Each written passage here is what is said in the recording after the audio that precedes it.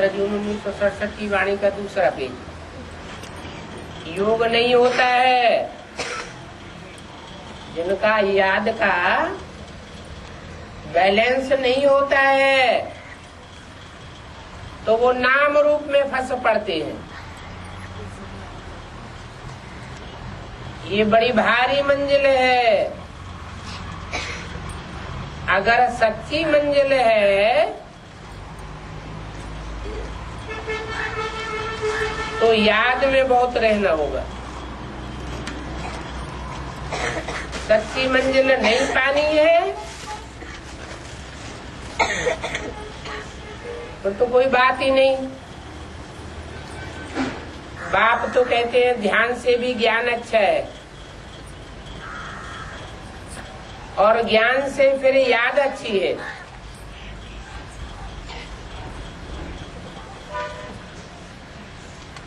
अभी कहते हैं ध्यान दीदार कोई काम का नहीं। ध्यान दीदार तो भक्ति मार्ग की बात है।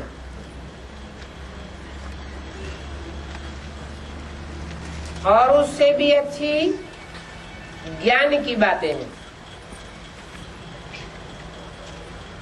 ज्ञान भी लक्ष्य नहीं है। ज्ञान के द्वारा लक्ष्य प्राप्त करना है, एक्यूरेट याद में पहुंचना है।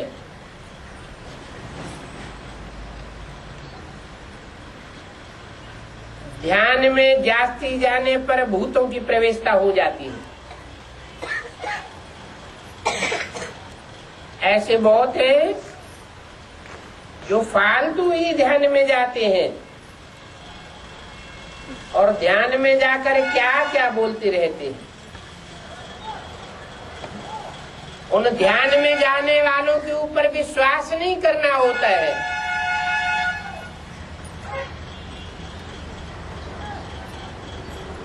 क्योंकि ज्ञान तो बाबा की मुरली से मिलता है, और बाप तो चैलेंज देते रहते हैं कि ध्यान कोई काम का नहीं। बहुत माया की प्रवेशता हो जाती है। ध्यान वालों को कितना अहंकार आ जाता है, और ज्ञान तो सबको मिलता रहता है। ज्ञान देने वाला शिव बाबा है। मम्मा को भी तो यहाँ से ही ज्ञान मिलता था।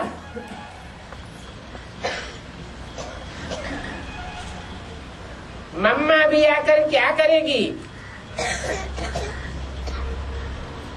मम्मा आवेगी तो कहेगी मन मना भव। एक बाप को याद करो, दैवी गुण धारण करो।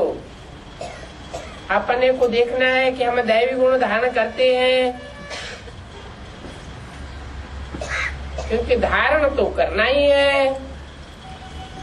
कोई को देखो तो अभी बड़ी फर्स्ट क्लास अवस्था है, खुशी खुशी से काम करते हैं। 1 घंटे के बाद देखो तो भूत आ जाता है। ऐसे ऐसे फिर खत्म हो पड़ते हैं। फिर कितनी सुस्ती आ जाती है। सोचते हमने तो ये भूल की है। फिर कोई कोई सुधर भी जाते हैं। घड़ी घड़ी का घड़ियाल बाबा के पास बहुत है। अभी अभी देखो तो बहुत मीठे, अभी अभी देखो कड़वी बातें करने लग पड़ते हैं। घड़ी में मासा, घड़ी में तोला, घड़ी में मृत्यु, ऊपर नीचे होते रहते हैं। बाप कहेंगे मैं तो ऐसे बच्चे पर कुर्बान जाऊं जो पूरी याद में रह सके। परंतु ऐसे बच्चे भी घंटे भर बाद फिर कोई न कोई बात में बिगड़ पड़ते हैं। हरखंड है ना। बुद्धि टिकायमान नहीं होती है। क्रोध आया तो सारी की कमाई खत्म कर देते हैं। अभी अभी कमाई तो अभी अभी घाटा हो जाता है। तो सारा मदार याद के ऊपर है। ज्ञान तो बहुत सहज है, छोटा बच्चा भी समझ लेवे, परंतु मैं जो हूँ और जैसा हूँ यथार्थ रीति मुझे जाने, अपने को आत्मा समझे, तब बात है। उस रीति कोई बच्चा बुद्धि थोड़े ही याद कर सकेंगे। मनुष्यों को मरते समय कहा जाता है भगवान को याद करो, परंतु मरते समय क्या भगवान की याद आती है?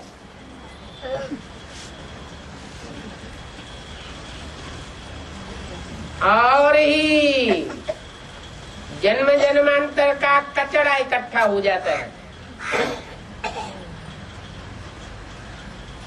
अर्थात लंबे समय तक जो अवस्था रही है, अंत समय में भी वही अवस्था बन जाती है। एक्यूरेट याद कर ही नहीं सकते। भक्ति मार्ग में कोई भी भगवान को जानते ही नहीं है, न कोई वापस जा सकते हैं और न उनके विकर्म विनाश हो सकते हैं। परंपरा से ऋषि मुनि आदि कहते आए कि हम नहीं जानते, और वो ऋषि मुनि तो सतो प्रधान थे, फिर भी सतोगुणी थे, पवित्र रहते थे। और आज की ये तमो प्रधान दुनिया कैसे जान सकती है? बाप कहते हैं इस तमो प्रधान दुनिया में ये लक्ष्मी नारायण भी नहीं जानते, और राजा रानी ही नहीं जानते, तो फिर प्रजा कैसे जानेगी? कोई भी नहीं जानते हैं। अभी सिर्फ तुम बच्चे हो जो जानते हो, और तुम्हारे में भी कोई यथार्थ रीति जानते हैं। कहते हैं बाबा हम बार बार भूल जाते हैं। बाप कहते हैं कहीं भी जाओ सिर्फ बाप को याद करो, बड़ी भारी कमाई है, तुम 21 जन्मों के लिए निरोगी बन जाते हो।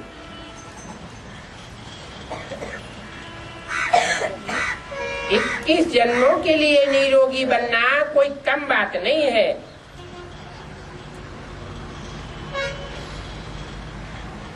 बड़ी भारी कमाई है। ऐसे बाप को अंतर्मुखी होकर के याद करना चाहिए, परंतु माया बुला करके तूफान में ला देती है, अंतर्मुखी रहने नहीं देती है। इसमें अंतर्मुखी होकर के विचार सागर मंथन करना होता है। विचार सागर मंथन करने की बातें भी अभी की है, शास्त्रों में आता है ना, सागर मंथन हुआ। ये कोई जड़ सागर मंथन की बात नहीं है, ज्ञान सागर मंथन की बात है। ज्ञान सागर ने ब्रह्मा के तन में आकर के जो गीता ज्ञान सुनाया, उस गीता ज्ञान को मनुष्य मात्र ने नंबरवार मंथन किया। उस मंथन से नए नए रतन निकलते हैं। तो ये बात अभी की है। ये है पुरुषोत्तम संगम युग, जहाँ पुरुषोत्तम बनने का युग है। कौन कौन पुरुषों में उत्तम है वो मंथन से प्रत्यक्ष होता है। अब जो जितना मंथन करे, ये भी वंडर तुम बच्चों ने देखा है कि एक ही घर में तुम समझते हो कि हम तो संगम युगी हैं, हाफ पार्टनर अथवा बच्चा कलयुगी है, तो कितना फर्क हो जाता है। ये बहुत महीन बातें हैं, सबकी समझ में तो आ नहीं सकती।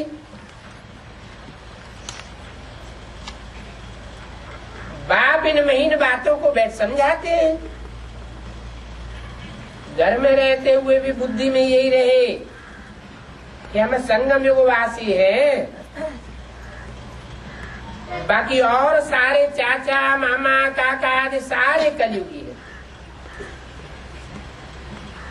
बाप को नहीं पहचाना है तो कलयुगी, बाप को पहचाना है तो संगम युगी। जो कलयुगी है वो कांटे हैं, जो संगम युगी है वो फूल बन रहे हैं। और हम तो फूल बनने के लिए ही पुरुषार्थ करते। फूल माना हल्का, सुखदाई,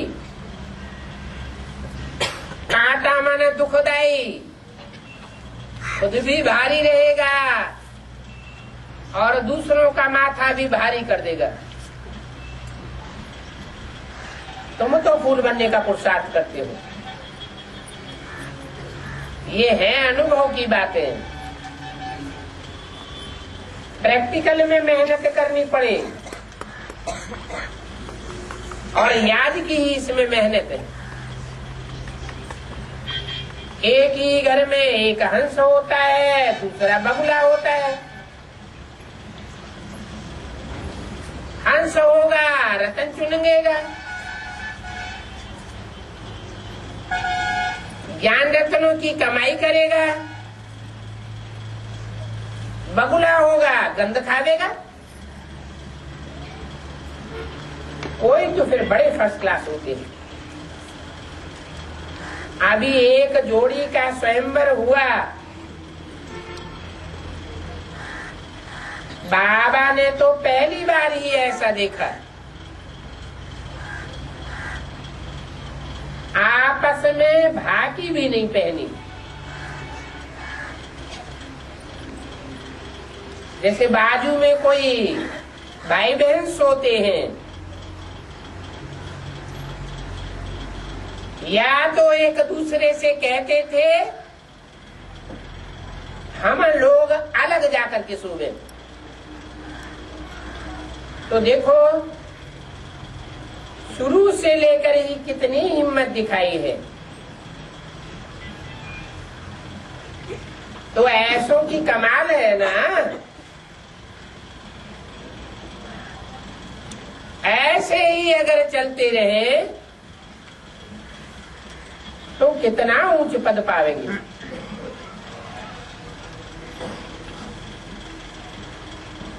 अगर चलते रहे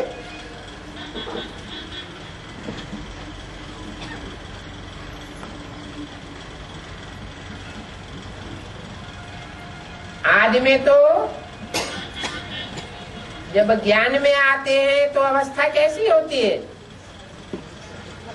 सात्विक स्टेज होती है।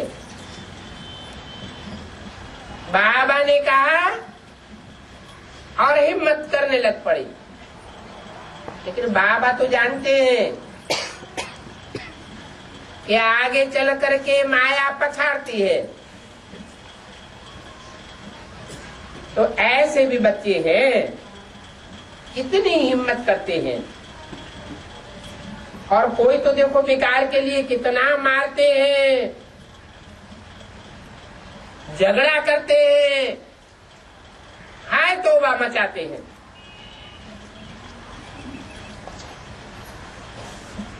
परंतु अवस्था तो ऐसी होनी चाहिए जैसे इनकी है। भाई बहन है ना, अगर भाई बहन है, अपन को भाई बहन समझते हैं, तो आपस में साथ साथ सोने की भी क्या दरकार है? सोना भी क्यों चाहिए? बाप तो हर प्रकार से राय देती रहती। जब आपस में संबंध जुटा हुआ है भाई बहन का, एक ब्रह्मा बाप की औलाद है, तो तरीके से रहना चाहिए। साथ में सोने का संकल्प ही क्यों आवे? तुम जानते हो कि श्री श्री की मत से हम नारायण बनते हैं। श्रेष्ठ ते श्रेष्ठ ब्राप हमको राय देते हैं। तुम अपने अंदर ये संकल्प धारण करो कि हम एक बाप की औलाद है। श्री माना ही श्रेष्ठ, श्रेष्ठ राय ही देंगे। सतयुग में होते हैं नंबर 1 श्रेष्ठ, और तेता में 2 डिग्री कम हो जाती है। और ये ज्ञान तो अभी बच्चों को मिलता है। तुम्हारे में कोई है जो बहुत समझते हैं, कोई नहीं समझते हैं, और कोई कोई तो ऐसे हैं जो यहाँ बाप की सभा में बैठे बैठे झपकी मारते रहते हैं।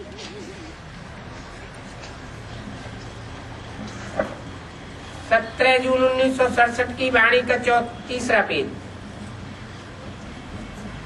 झपकी खाते रहते हैं, उबासी देते रहते हैं, सारा वातावरण ही खराब कर देते हैं। ऐसों को तो पिछाड़ी में जाकर के बैठना चाहिए। ये ईश्वरीय सभा है बच्चों की, परंतु कई ब्राह्मणी ऐसे ऐसे को भी साथ में ले आती है। ये तो बाप ने धन दिया है हमको, तो धन की कितनी संभाल करनी चाहिए। एक वर्षंश लाखों रुपए का है।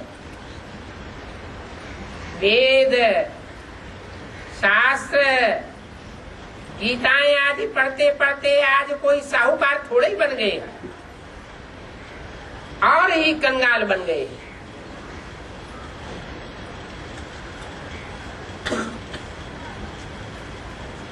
है ही ये भक्ति का राज्य। इस भक्ति के राज्य में देखो भवका कितना है। फिर भी शास्त्र पढ़ने वाले दुर्गति को पाते रहते हैं। अपने पेट के लिए ही तो कमाई करते हैं, दुनिया का तो कोई कल्याण नहीं करते। सन्यासी लोग देखो कितनी बड़ी बड़ी फ्लैट्स बनाते हैं। नहीं तो सन्यासियों को भक्ति आदि करने का हुक्म नहीं है।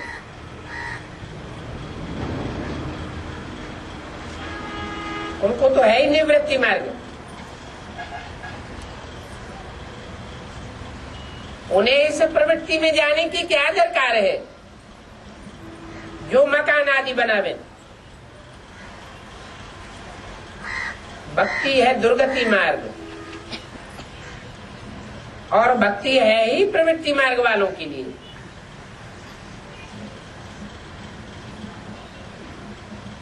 जो प्रवृत्ति में है वो बल भक्ति करे। कहते हैं ज्ञान भक्ति वैराग।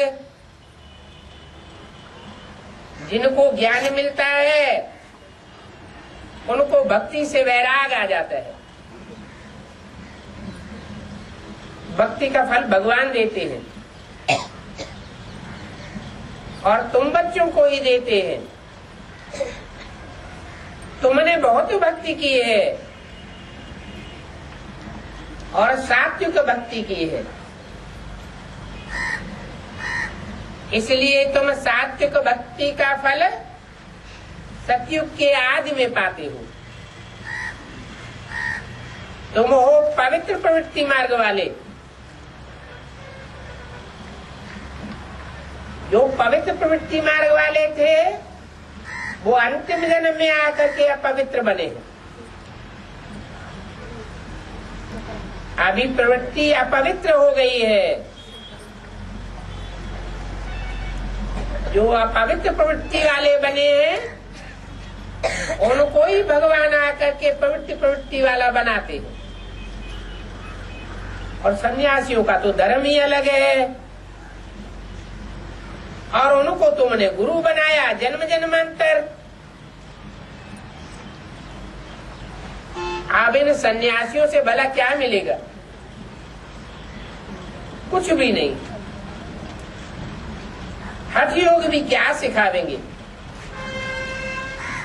कुछ न कुछ हठ योग सिखाकर अपनी कमाई कर लेते हैं। तुम्हारा फायदा तो कुछ भी नहीं होता। अनेकों प्रकार की भूत विद्याएं सीख ली है और अपना पेट भरते रहते हैं, क्या क्या निकालते रहते हैं। इसे कोई ज्ञान कहेंगे क्या? ज्ञान तो मिलता ही है संगम युग पर, जबकि सारी दुनिया की उतरती कला और तुम्हारी चढ़ती कला होती है। तुम कहते हो बाबा हम आए हैं आपसे सतयुग का वर्षा लेने के लिए। बाकी जो मनुष्य मात्र है वो अपन को भगवान कहते हैं, तो वो तो सब चोर है। भगवान तो कोई हो ही नहीं सकते।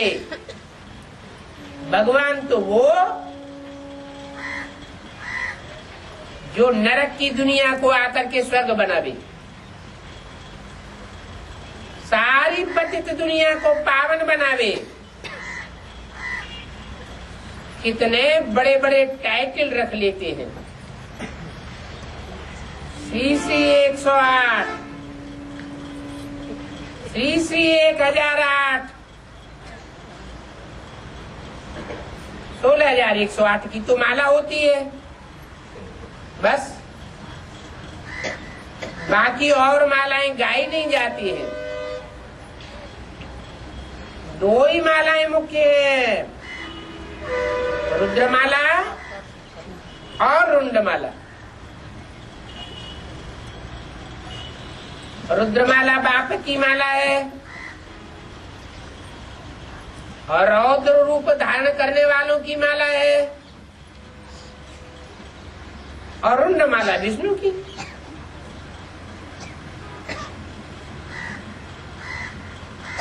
मुंडमाला सो रुद्रमाला। रुद्रमाला में मुंड दिखाए जाते हैं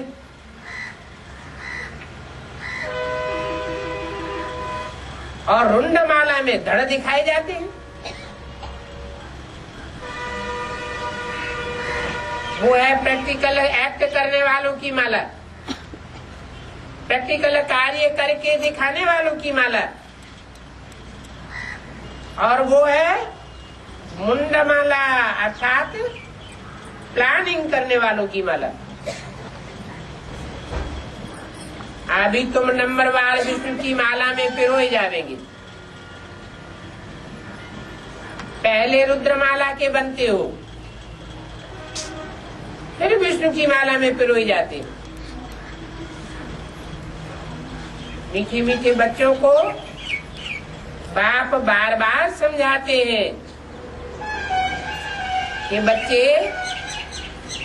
ये सारी छीछी दुनिया है, इस छूछी दुनिया में अपने मुंड को बर्बाद न करो।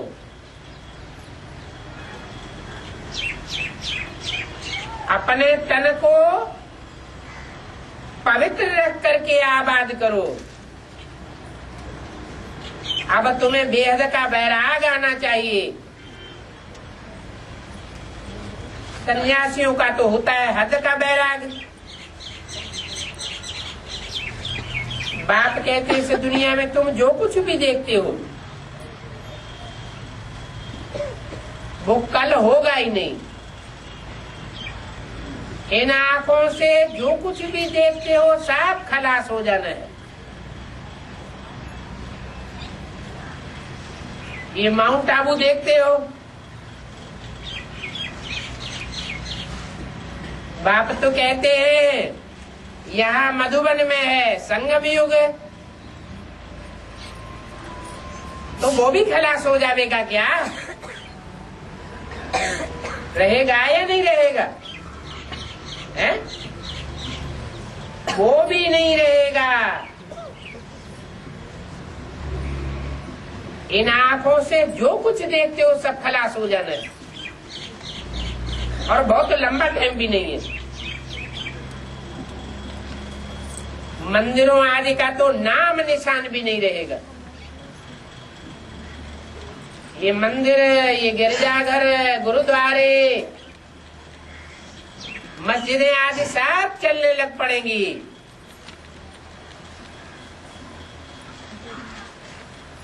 वहां सतयुग में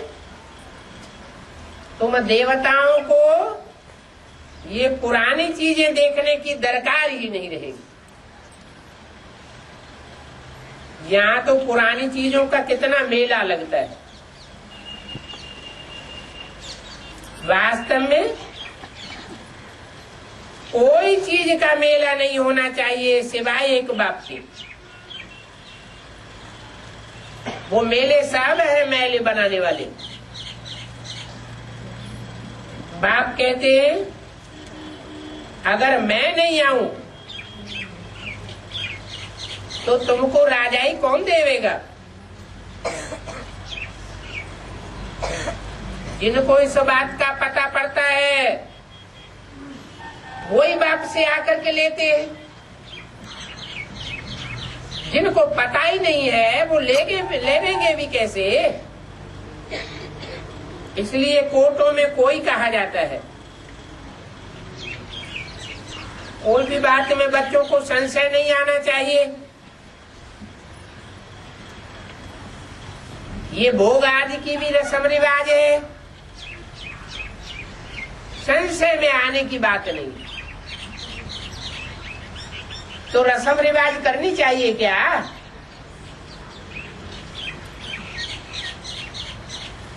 जो भी फालतू बातें हैं, भोग, ध्यान, दीदार, इनका ज्ञान की बातों से कोई कनेक्शन नहीं है। ये रस्म रिवाज बुद्धि से निकल जानी चाहिए।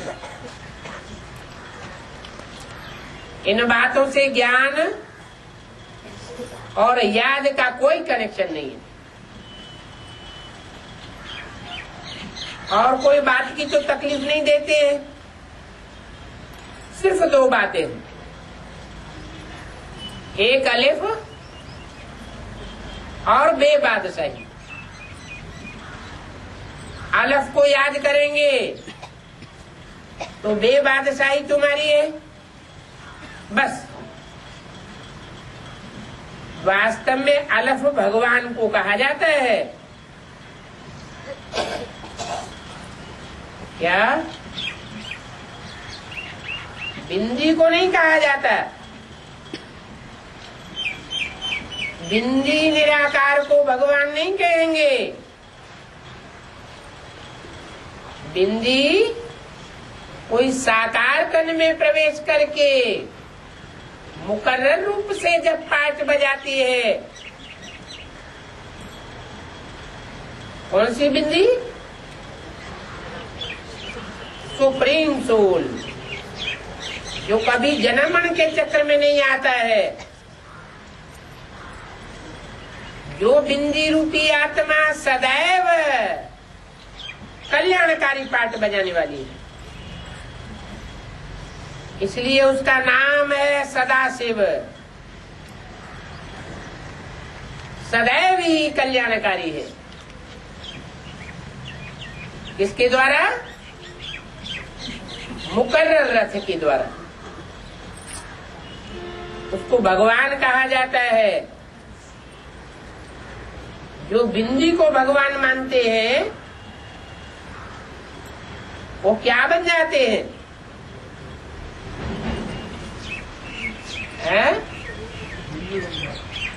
जो बिंदी को भगवान मानते हैं वो शैतान बन जाते हैं। कहाँ भगवान और कहाँ अपन को भगवान कहलाने वाले? जो भगवान होगा वो तो कब अपने को भगवान कहेगा भी नहीं। भगवान तो गुप्त साधारण रूप में आता है, प्रत्यक्ष होकर नहीं आता। वो था चना बाजे घना।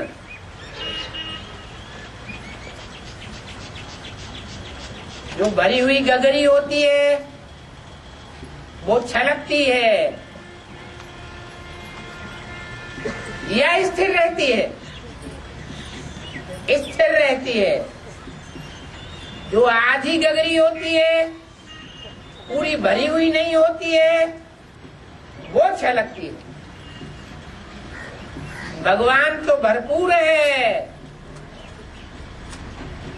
उसे अपने को प्रत्यक्ष करने की दरकार नहीं है। बाप तो आता है अपने बच्चों को प्रत्यक्ष करने के लिए। जब बच्चे प्रत्यक्ष हो जाते हैं तो छुपा रुस्तम बाप बाद में प्रत्यक्ष होता है। तो अलफ को भगवान कहा जाता है। अलफ तो सदैव खड़ा हुआ डंडा है। वो पुरुषार्थ में कभी संशय बुद्धि होकर के नीचे नहीं गिरता। पड़ा हुआ डंडा नहीं बन सकता। बे गिर सकता है, पे गिर सकता है, कोई भी गिर सकते हैं, कोई भी संशय बुद्धि बन सकते हैं।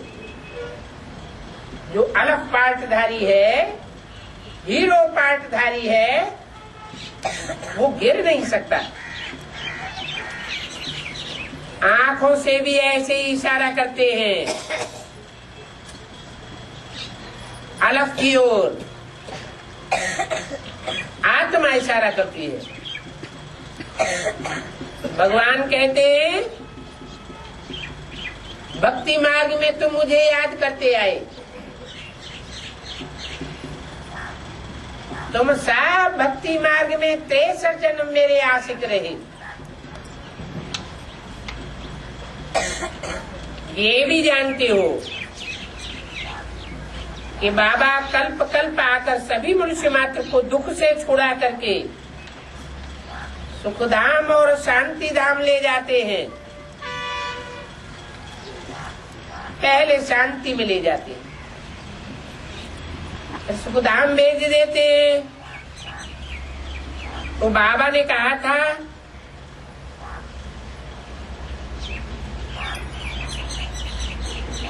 कि पूछो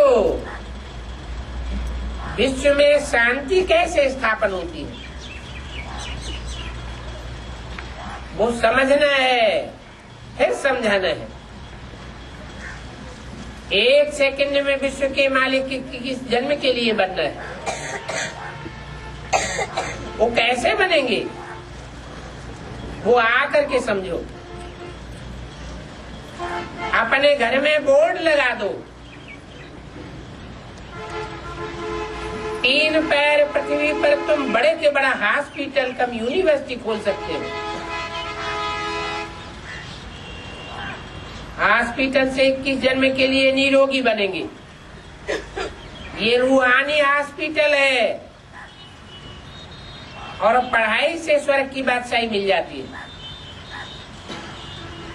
जो जितनी जास्ती पढ़ाई पढ़ेंगे राजयोगी बनेंगे उतने ऊंचे राजा बनेंगे। प्रजा भी कहेगी हम स्वर्ग के मालिक हैं।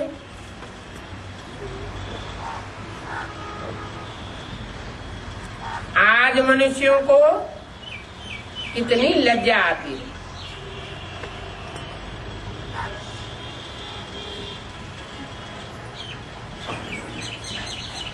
क्यों लज्जा आती है?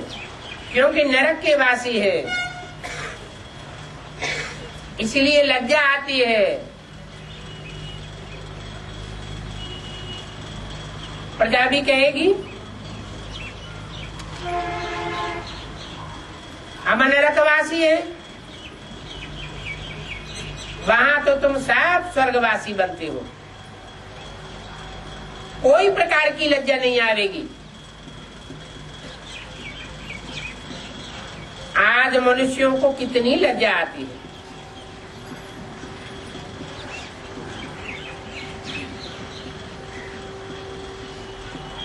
कोई शरीर छोड़ता है तो कहते हैं स्वर्गवासी हुआ, स्वर्गवासी हुआ। इससे क्या साबित होता है? जो कहते हैं कि स्वर्गवासी हुआ तो उनके कहने से क्या सही साबुती होती है कि वो खुद नरकवासी है। तो देखो लज्जा आती है ना कि हम तो नरकवासी हैं, तो उनको कहते हैं स्वर्गवासी हुआ। जब मरेगा तो कहेंगे स्वर्ग में जाएगा। ये बड़ी सहज बातें हैं समझने की। अच्छा काम करने वाले खास कहते हैं ये तो बड़ा महादानी था, वो स्वर्गवासी हो गया। परंतु स्वर्ग में वास्तव में जाता कोई भी नहीं है। स्वस्थिति का ज्ञान ही नहीं है तो स्वर्ग में जाएंगे कैसे? स्वर्ग में जाने वाले को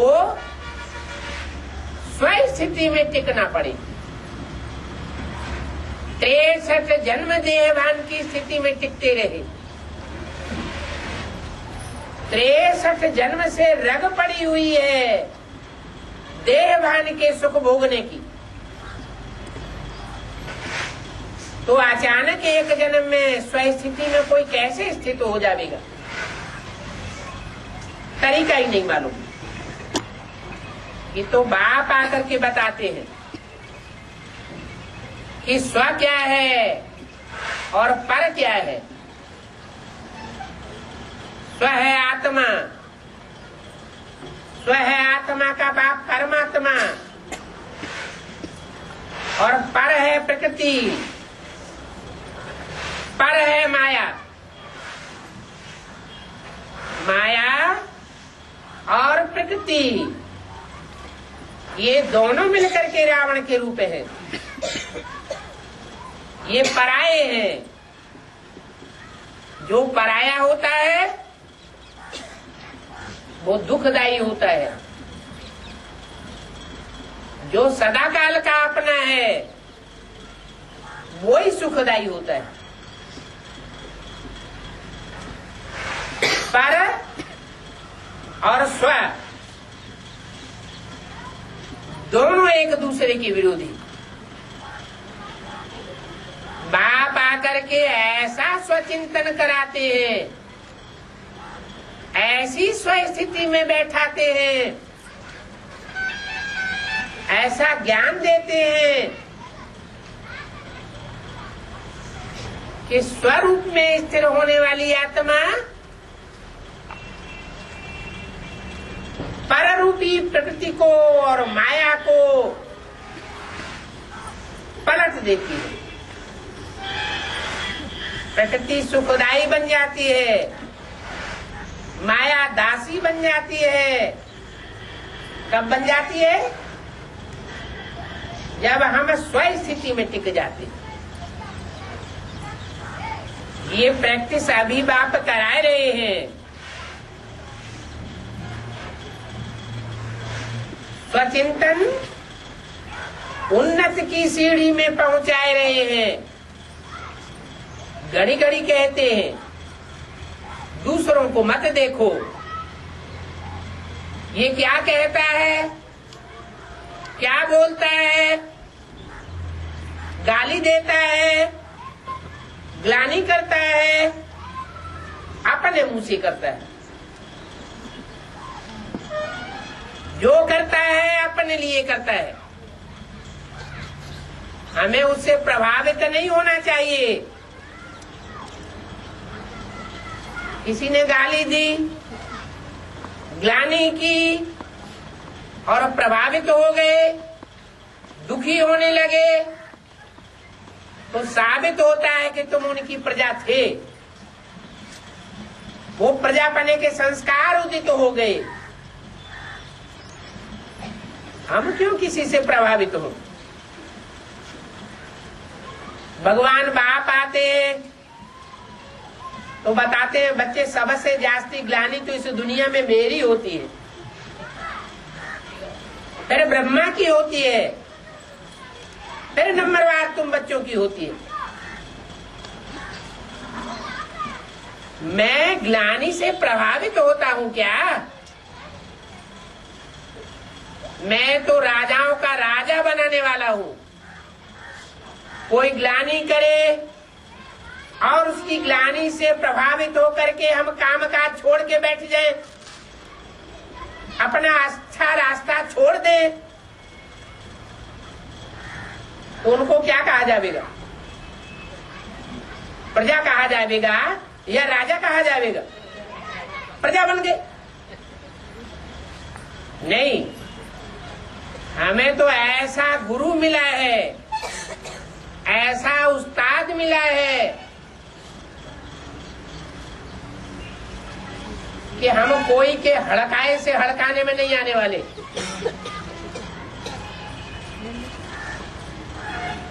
कोई के निस्तेज करने से हम निस्तेज होने वाले नहीं हैं। हमें तो तेजवान बाप मिला है। हम ज्ञान सूर्य के बच्चे हैं। सूर्य में तो कितना तेज भरा हुआ है।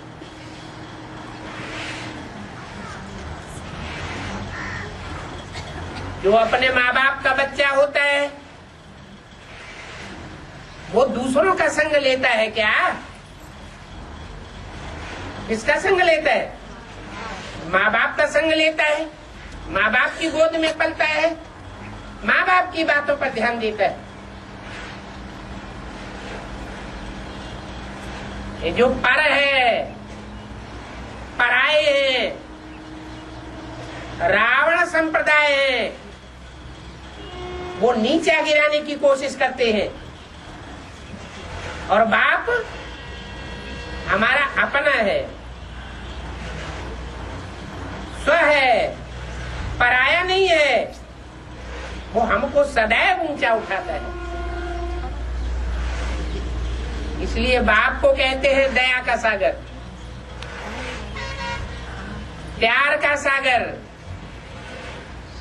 प्यार का सागर बाप आकर के कितना प्यार देते हैं। रावण मार देता है, रुलाता है, बाप प्यार देते हैं। तो क्या अंजाम करना चाहिए? हम किसका बन करके रहेंगे? हम किसकी प्रजा बन करके रहेंगे?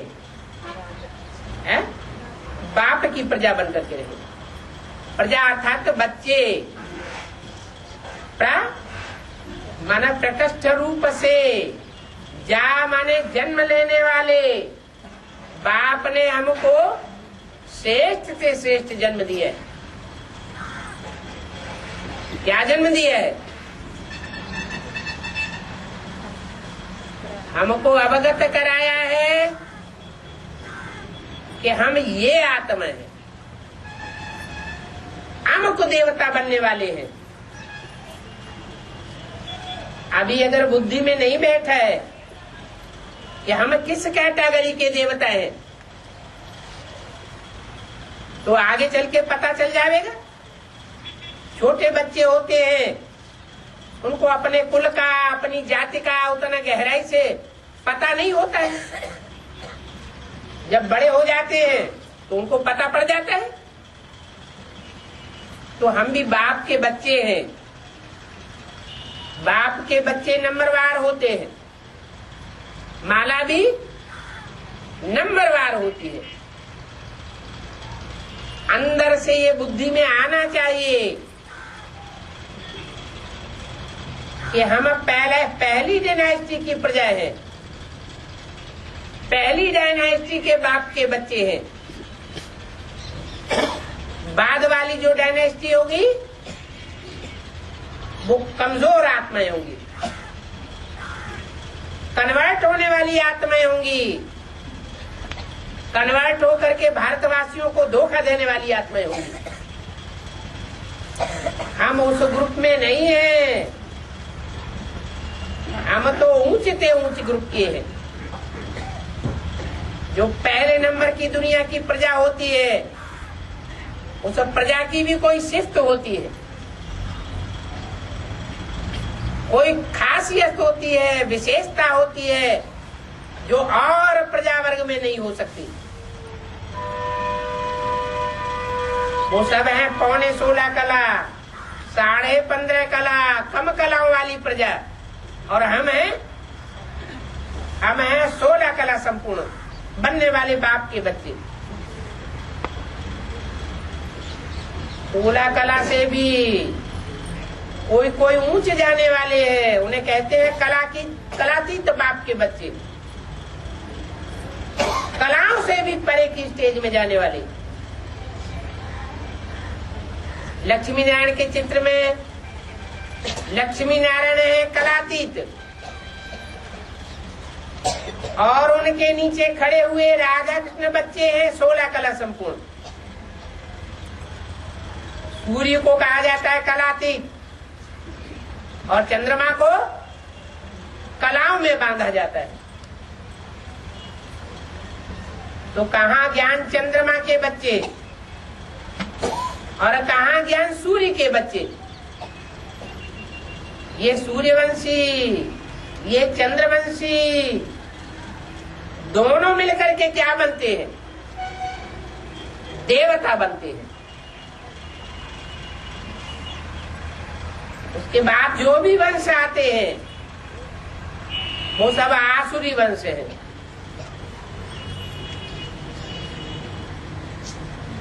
आसुरी जाति में असुरी ही पैदा होती है।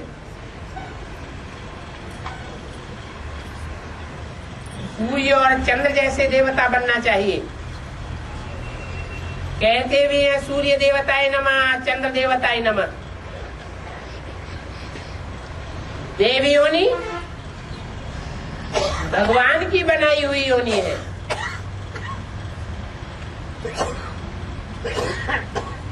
आसुरी योनि मनुष्यों ने बनाई है,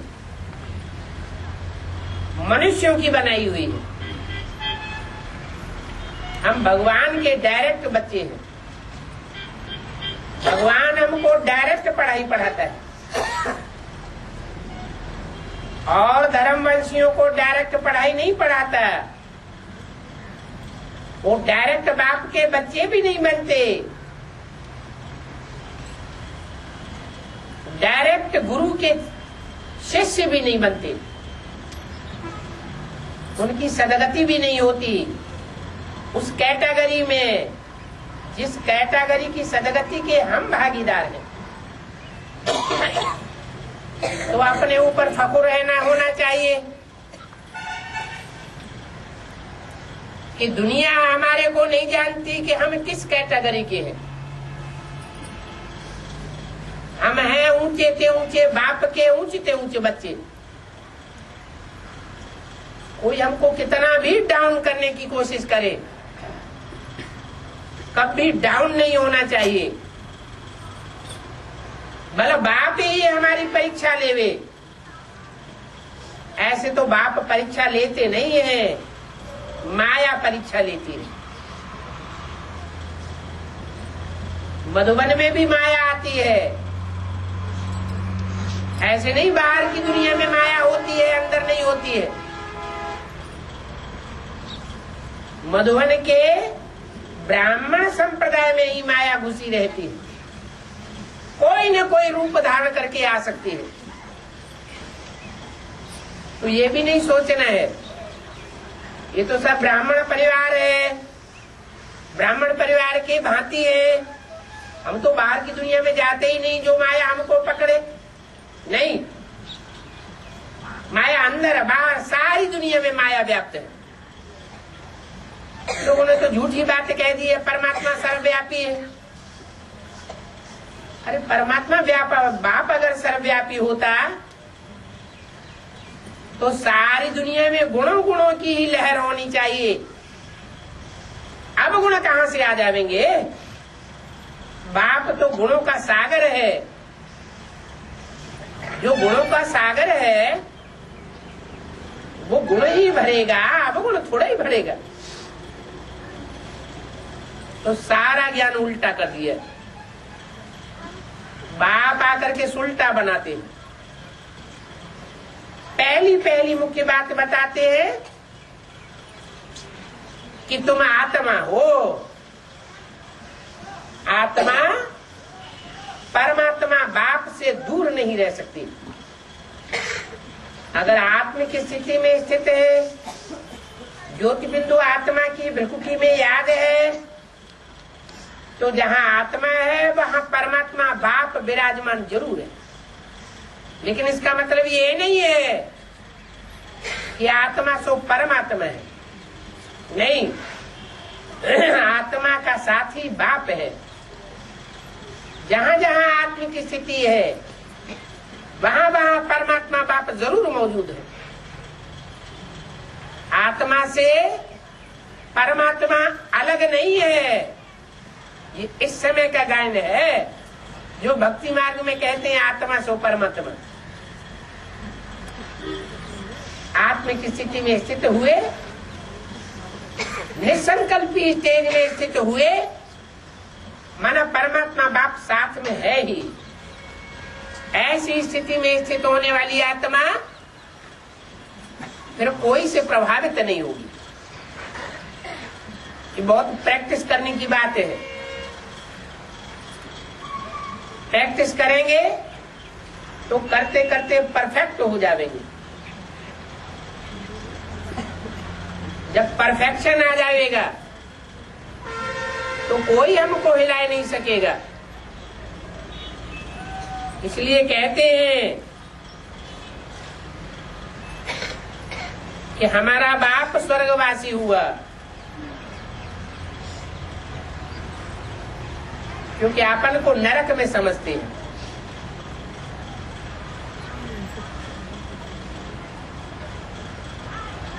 कोई भी अच्छा आदमी मरता है तो समझते हैं स्वर्गवासी हुआ। अच्छा काम करेगा तो खास कहेंगे स्वर्गवासी हुआ। परंतु स्वर्गवासी कोई भी नहीं होता है। स्वर्ग कहाँ होता है? स्वर्ग श्रेष्ठ युग में होगा, यह कलह क्लेश के कलयुग में होगा। द्वैतवादी द्वापर युग में होगा। जहाँ स्वर्ग होता है वहाँ द्वैत नहीं हो सकता, और जहाँ द्वैतवाद होता है, दो दो मतें होती है, वहाँ स्वर्ग हो ही नहीं सकता। अभी देखो ये नाटक पूरा हो रहा है। क्या? दुनिया की हर चीज चार अवस्थाओं से गुजरती है। ये मनुष्य शक्ति का नाटक भी चार अवस्थाओं से गुजरता है। सतयुग पूरा हुआ, त्रेता पूरा हुआ, द्वापर पूरा हुआ, अब कलयुग की भी अंतिम बारी है। तो सब स्टेज पर आ जाते हैं।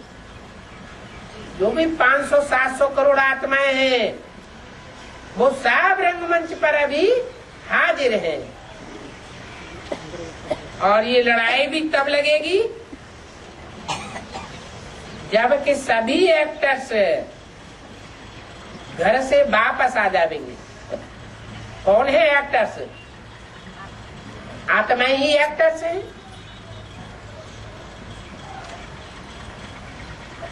अंतिम सीन होगा, सब कान खड़े होकर के खड़े हो जाएंगे। सबको पता लग जाएगा कि अब हम सब की ये अंतिम घड़ी है, सबको वापस जाना है,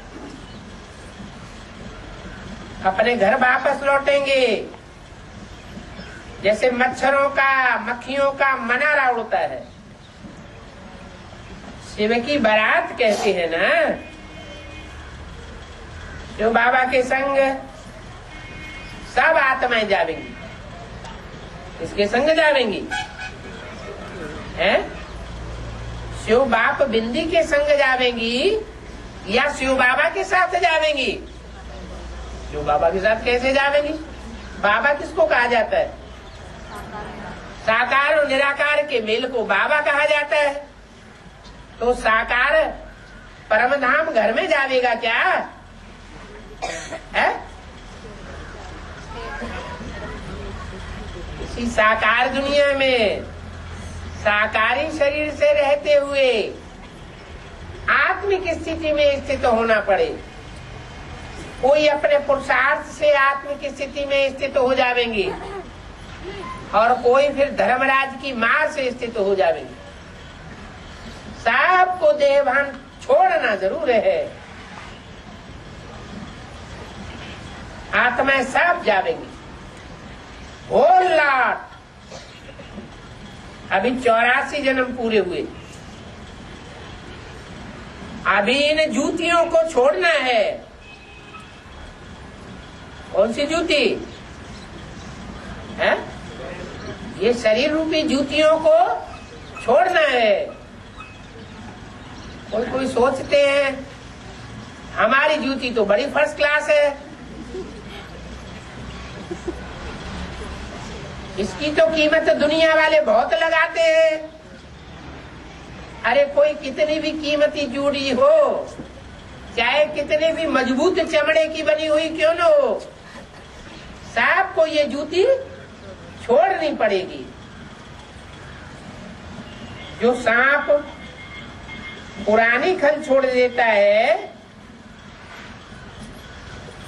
तो फिर नहीं लेता है। ये भी तुम्हारी पुरानी खल है, तुमको भी नई खल धारण करनी है। तुम फिर कलयुग में नई जूती नहीं लेवेंगे, तुम सतयुग में नई खल धारण करेंगे। श्री कृष्ण सतयुग में होता है या कलयुग में होता है? श्री कृष्ण वैकुंठ में और श्री कृष्ण सतयुग में। सतयुग में जो श्री कृष्ण होता है उसका ज्ञान कोई को नहीं है। वैकुंठ में जो श्री कृष्ण गाया हुआ है वो शास्त्रों में गाया हुआ है। शास्त्रों में जो भी बातें गाई हुई है वो कहाँ की है? वो संगम युग की यादगार है। सतयुग की, त्रेता की कोई भी हिस्ट्री मनुष्यों के पास नहीं है। वो हिस्ट्री मनुष्य के मस्तिष्क पटल से क्यों गायब हो गई? क्योंकि त्रेता के बाद इस सृष्टि का आधा विनाश होता है। बड़ा भारी एक्सीडेंट हो जाता है। जैसे मृत्यु एक ऐसा एक्सीडेंट है कि पूर्व जन्म की सारी बातें भुला देता है। ये तो एक एक जन्म का अपना अपना एक्सीडेंट है। वो तो होल सेल मृत्यु होता है। तो आधा विनाश होने से पहले की सारी बातें भूल जाती है, कोई को कुछ भी याद नहीं रहता। और अभी तो आधा विनाश नहीं, पौना विनाश नहीं, ऐसा विनाश होना है, संपूर्ण विनाश होगा।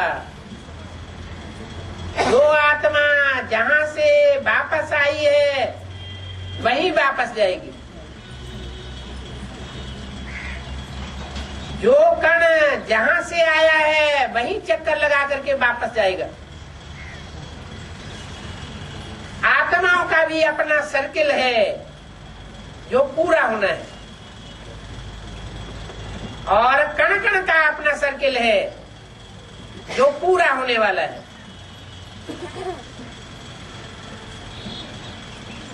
तो बुद्धि में ये बात रहनी चाहिए कि हम ये पुरानी कल छोड़ अब नहीं लेते हैं।